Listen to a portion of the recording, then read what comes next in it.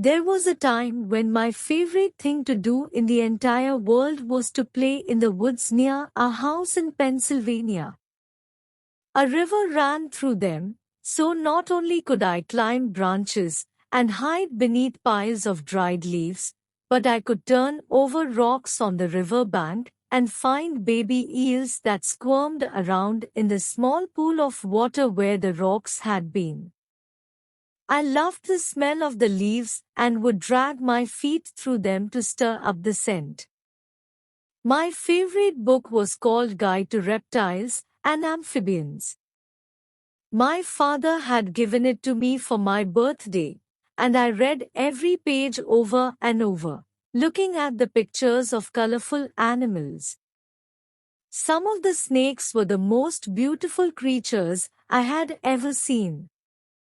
Little did I know that my book would end up saving a life. My family moved to Virginia, into a new house in a new subdivision. The houses were so new that no one had lived in them before. In fact, woods had been there first, and almost all the trees had been cut down to make room for houses and asphalt driveways.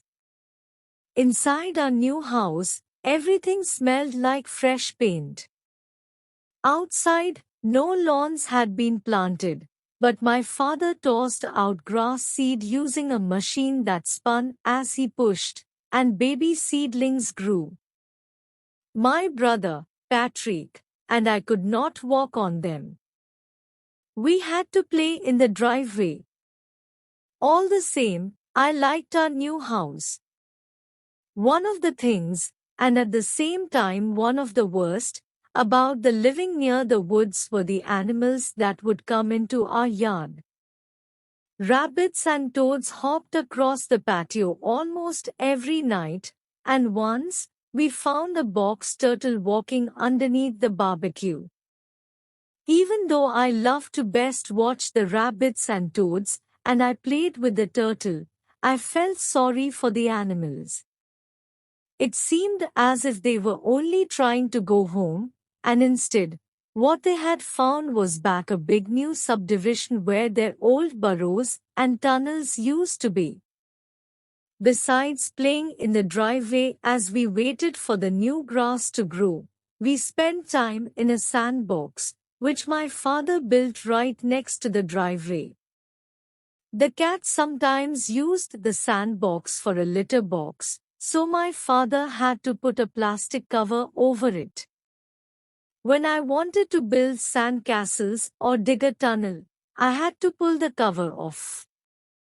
One day before dinner, I ran to the sandbox to build a miniature city and then to find some ants to occupy it. I pulled off the plastic cover, and there in the sandbox was a snake. It was lying very still, all curled up, and it was beautiful. The snake had rings of color around it, red, then white, then yellow, then black. I had seen a picture just like it in my reptile book, and I remembered that it was one of the prettiest snakes in it. It said in the book that the poisonous coral snake looked very much like the king snake. The only difference was in the sequence of the colors. I ran inside to get the reptile guidebook. Mom. Mom.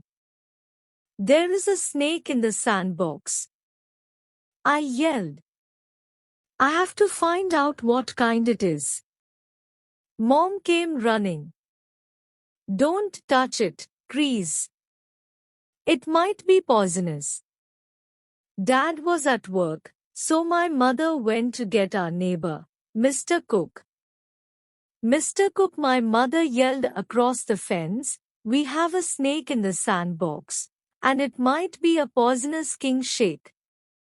Mr. Cook was retired and lived with his wife in the house on the other side of our back fence. He came running toward the gate with a shovel. Wait, I said, waving the guidebook in my hand. I have to see what kind of snake it is. Mom and Mr. Cook stood over the snake. It was called lying still, while Mr. Cook held the shovel over its head. "It's better to be safe than sorry," Mr. Cook said, taking aim. I felt so bad for the snake. Even if it were poisonous, all it was doing was trying to hide there in the dark, under the plastic tarp. It wasn't hurting anybody. I tried to turn the pages of the book to the coral and king snake section. It's funny, but whenever you're trying to do something too fast, it seems like it takes all that much longer to do it. Finally, I found it. Red, white, yellow, and black. That meant a poisonous coral snake. A king snake was yellow, white, red, and black. I checked the kernel ORS. This definitely was a king snake, and the book said that it was rare and should be protected. "Don't kill the snake," I yelled. I was crying by now, feeling the snake was doomed. I showed my mom and Mr. Cook the picture.